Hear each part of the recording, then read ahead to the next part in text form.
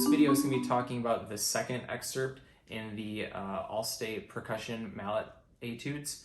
So this is Bach Cello Suite number 1, very famous. We've probably all heard it in some capacity at some point or another, but if not, never fear, because we're going to hear it later on in this video.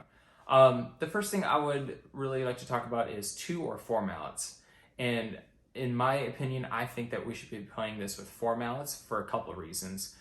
One, it's going to be a lot easier to get around the instrument, so that way you're not trying to get all around the keyboard. It's going to put you in a really nice spot for efficiency, so your arms don't have to be moving all over the place.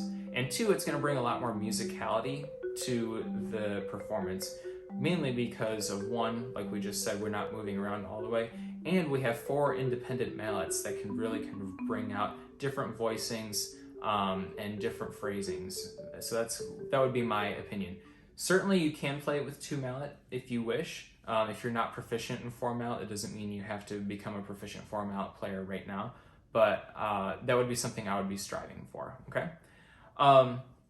Something you want to be thinking about is your stickings. You want to make sure that your stickings are always consistent. So if you're playing with 4 mallets, we're going to be listing these off as 1, 2, 3, 4, okay?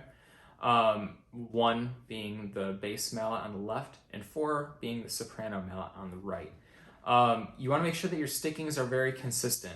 So for example, looking at the first 4 measures here in the excerpt, we see that a lot of the melodic material here is really the same. It's just kind of moving around sequentially. So what we want to do is keep those stickings the same.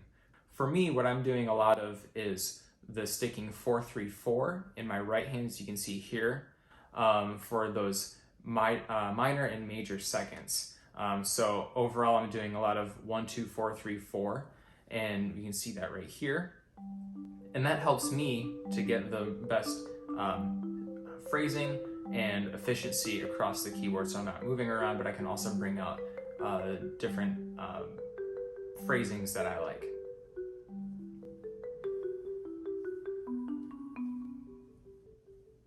In terms of mallet choice, this excerpt was adapted to marimba, and it's adapted to being in the mid-range of the marimba in case there are any schools that don't have access to a full 5-octave instrument. So make sure that you are practicing from this specific excerpt on the OMEA website.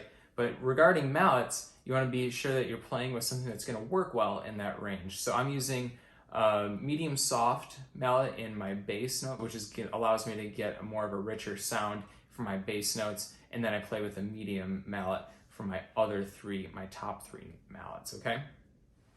In terms of errata, are there any wrong notes, rhythms, etc.? There's 1 note that needs to be changed that is incorrect. It's the 4th measure. The last note is a written G on the of beat 4. That should be an F sharp, okay? So just following the key signature, that should be an F sharp there instead. Other practice tips to consider would be to practice slow, work on your transitions, really practice the measures that are maybe a little bit different than the other measures. So for instance, measure 5 is a little bit different here, measure 7, measure 9 in particular, and then writing in your stickings for how you want to be playing that. So here you can see my written stickings in for how I chose to play these, and you can see in the video clip, this is kind of how I execute those stickings right there. And that creates more efficiency for me and brings out the musicality and phrasing that I want in this excerpt.